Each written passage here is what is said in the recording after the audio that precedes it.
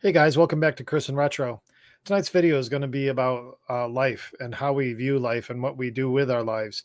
I have run in a number of circumstances this week that I wanted, actually over the last couple of weeks, but this week in particular, that I wanted to make sure that I kind of brought all this together. A lot of times when I'm putting videos together, I'll think of a subject or whatever that I want to discuss with you, or I'll see something recently that came up.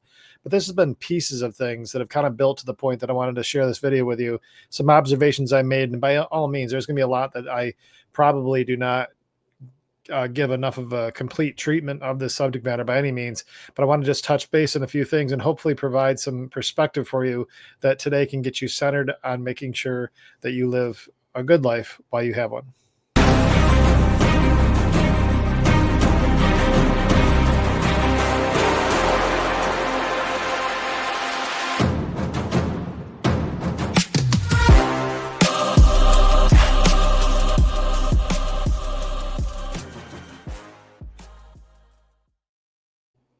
They say life is short, and it really is. I mean, if you look at the total perspective of how long we live on this earth, it really is short.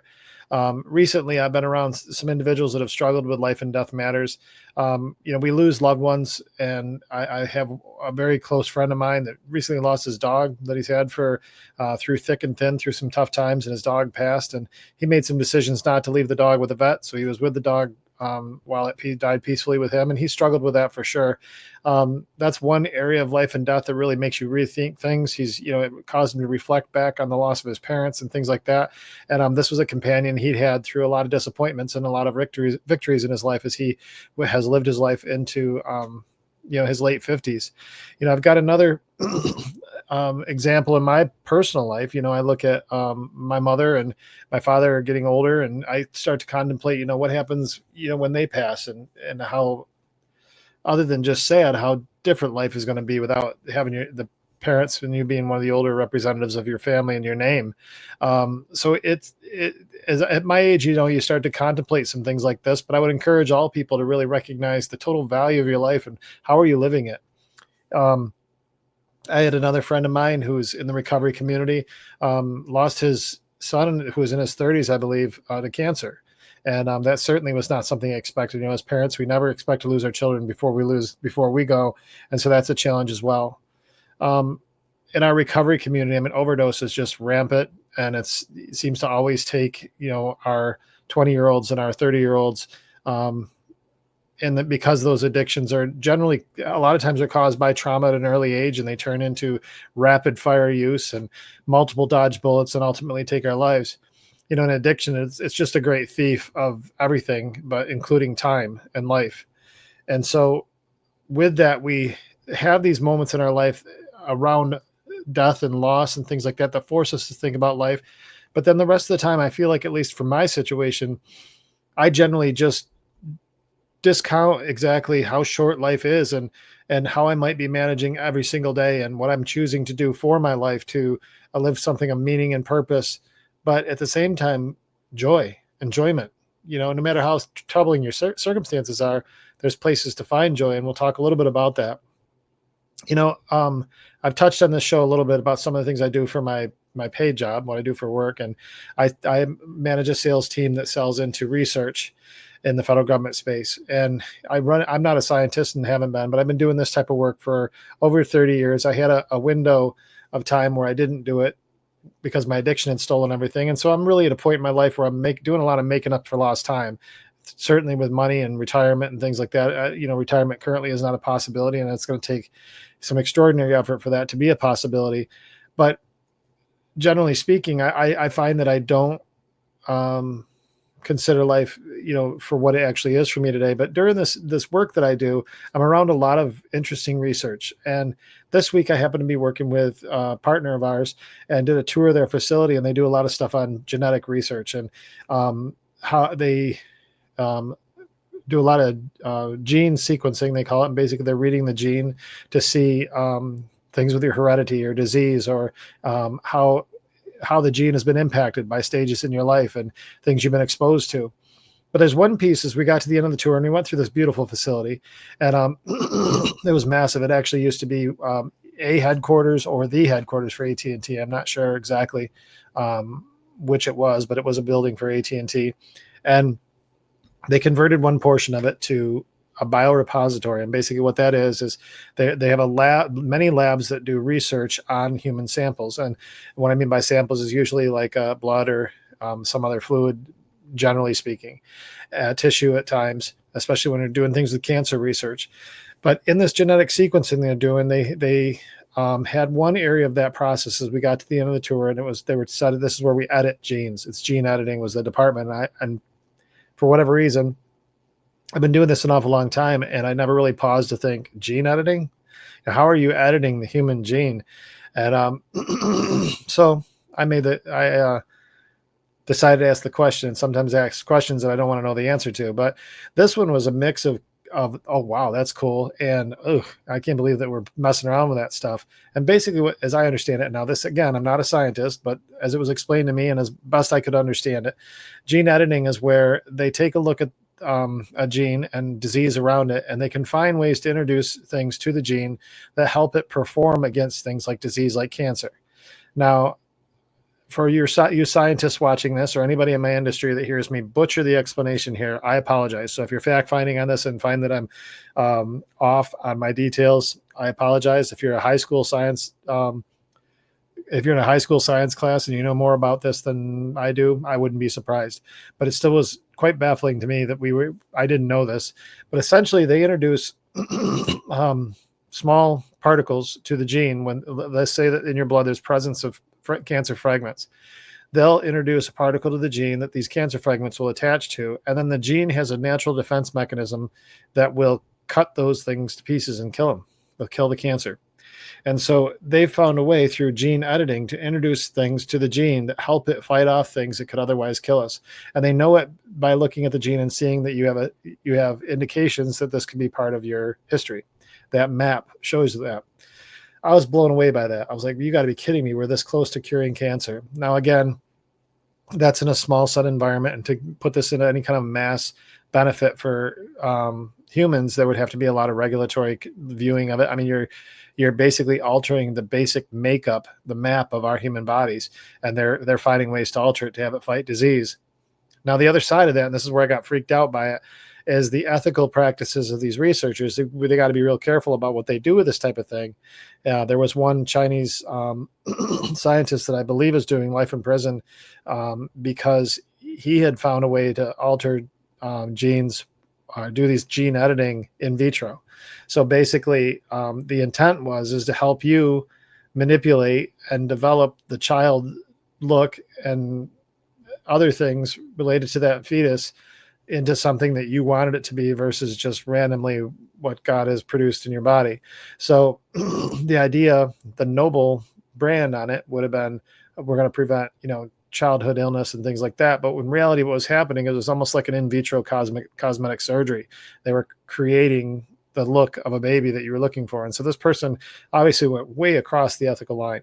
Now, as I look at those things and I look at human life, we were designed a certain way. There's a design for our function that's so complex, and we start getting into one piece that we understand, we only find that there's so much more we don't. And so when I start hearing things like editing of genes, I get a little nervous because what have they not yet discovered? Many years ago, if we look at how the genetic sequence worked, they first read a gene or did a sequence on a gene. The very first devices that did this, the Navy had a $1 billion lab that read one gene. $1 billion for one genetic sequence. And now devices not much bigger, or even in some cases about the size of this, are doing gene sequencing in labs today. And so it is remarkable where the technology has gone. And then we often see that with technologies, they start to develop it. But having said that, this is in less than a decade, we've progressed that science that far with something we otherwise didn't even realize, much about it. We knew about the double helix and we'd heard about that for many years by Watson, but yet here we are today.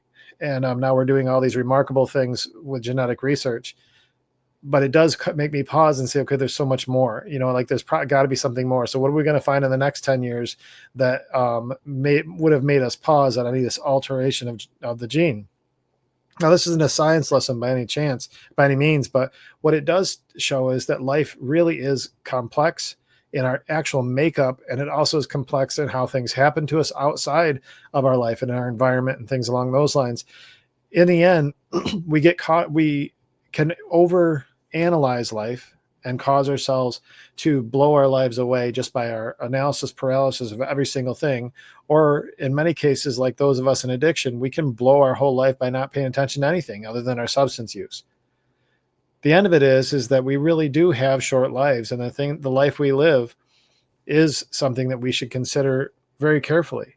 I read something today, and this goes back to what I was telling you. Over time, like all these little pieces are coming together, and I saw something today. It says they were talking about the comment you hear, you only have one life to live, and they said correction. You only live once. The correction is that you only die once. You live every day. I like that mindset an awful lot because, of course, you only have one life to live, but you do really only live once. So you might as well, you only do die once, and you do live every single day. So what you do with those days is super important. And in addiction, as I start to look back, having put this thought process together about what I was going to do for this video, I look at the years and the days and the time that I've wasted. And in fact, the only time I really counted my days of any value is on the other side in sobriety, where I was counting how many days of sobriety I had. Again, I still feel like that's short living, because now my total existence was about how many days did I not consume a substance, rather than what is going on today that I can embrace. How does today look in my life? What are my plans and dreams to have joy in this season of life? Now, I'm reading this other book that I may have talked about, The Science of Stuck, and that deals with anxiety and depression. I think it's a fresh look at how things are with that, and I'm really enjoying the book. They say in that book, the premise is that we're built based to survive. We're not really built for happiness. Happiness is something that we derive based on, environments that we place ourselves in and things that we seek happiness with. But our body reacts to certain things based on its need to survive. Probably a lot of the reason why they got to the point they did with some of this gene editing, to find that the body is inherently built to survive, and found a way to get it to attack cells that are in the blood. So what does this have to do with your actually living? Well, I think just recognizing, first of all, that today is a gift. There are things today that you absolutely can live for, that you can enjoy. Well, you may think about that and say, well, you don't know my circumstance. A few short days ago, Sam and I were struggling to get her out of a facility that was abusive. And we were successful in doing that. And she's already starting to shift and heal and do better. But there was no living in that environment. It was just getting her to conform and behave and do as they're saying. It wasn't even really about addiction anymore. It was just do what we tell you to do, or you're not following the rules, and we'll manipulate you to keep this bed filled so we get our money. That's not really a place to live. And it was a really hostile environment for her. But you might find yourself in even more hostile environments. You might find yourself in a war zone, or literal war zone, or you might find yourself in a toxic relationship at home, or an abusive relationship at home. You may find yourself in a circumstance where you've lost a job, or you have a terminal illness, or you've just lost a loved one, as I described earlier. Or perhaps you're seeing your loved one suffer. It's real easy to make those things become our gods, our focus, and our day, and lose sight of day after day after day after day of this living that we could be doing to at least enjoy life in some level. The Serenity Prayer even acknowledges that on the backside of it, we all hear about, God grant me serenity to accept the things I can't change, courage to change it, or the courage to change the things I can, and the wisdom to know the difference. On the backside, it's talking about so that I can be reasonably happy today and supremely happy in this life, reasonably happy in this life, excuse me, and supremely happy in the next. We don't have to wait, regardless of your belief system. We don't have to wait to the next. Just grind it out here until the next comes. Now, many even people that are godly people or have other religious beliefs, they spend all of their life living for the next. And that's fine if you have that belief system. I personally have that belief system. But it doesn't mean that the time we're placed on earth does not have purpose and meaning and can't have joy, because it can. But it boils down to, how do you approach your every single day, each individual day? And so I'll give you some ideas that have been shared with me. But one of those things is to really be mindful about what this day is for you. Even if you have all these other calamities, or you find yourself, as Sam did, in an institution that was entirely toxic, it's going to take more effort to find gratitude in those moments, or find mindfulness in those moments. But take yourself in a place where you can get yourself in a peaceful mindset. Get alone. Settle yourself and start contemplating what you can do today. One of the more powerful things I saw was living each day with intention. And these all sound like bumper stickers, but it is true. I talk all the time about journals here, and the flight plan that I use in my journal that's still here to the right. I did it again today. I do it every day. And the goals and things that I want to accomplish today, but living your days intentionally and not letting them float. And my active alcoholism, my days blend together. I probably wouldn't have known if it was Thursday or November. I didn't even realize if it was a day at many times. I laugh, but it really was that bad. Everything just blended together. I wasn't living intentionally at all. I was just existing for the next bottle. Perhaps you find yourself in another substance of choice that you also live that way. I would encourage you to find a way to course correct that and live just for today. In sobriety, we talk all the time about this 24 hours is the one that I will be sober in. And tomorrow I'll make that decision when I get there. But it is a daily thing. But it doesn't always have to be a grind. If we're living our life to actually live our life and not just exist and not just survive the pain we have and not just hang on until God comes, but if we actually are intentionally living each day and saying, look, I have intentions today that I've set in the morning that I will fulfill today, you will find progress and success in your day where you can have joy. But perhaps the most important thing I think of all this is to find gratitude. I can't think of a stage in my life, no matter how bad it was, that I couldn't find something to be thankful for. What gratitude does for us is immensely important. I'm going to share with you something right now that talks about gratitude. And gratitude turns, this is an article by Positive Psychology. And it's an interesting article. They say it's an 8-minute read. I didn't go through the whole thing. I was perusing through it, but the key insights really did stick out to me. Gratitude turns what little you have into abundance. That's so true. So if we take these small moments and you don't have much, but if you're tremendously grateful for the fact that you at least have that, now the way you've reframed your thinking, the way that you're now, your perspective on life is that even though things are falling all over the place, I at least have this. Gratitude is not just saying, thank you, I appreciate that. Gratitude is actually internalizing the fact that you feel grateful for these things that you've identified because you took the time to actually take pen to paper and write down your gratitude list. You hear about these all the time, but they're incredibly powerful. Gratitude changes your perspective on the world, and it really does. At times when I've been in my darkest, when I start thinking about the things that are really important, and I say, you notice gratitude, and every single day I have certain things that seem to hold true that are consistent in my life. And so over a period of time, as I'm writing these gratitude lists and I see that these things are holding true in my life, they're still there, and I still can be grateful for them each and every day. I start to see consistency, and my mindset starts to shift away from entirely being focused on any calamity that's in my life, more so focused on the things that I at least have. And as it grows, hopefully that list of gratitude gets longer as I survive these seasons that we struggle with often.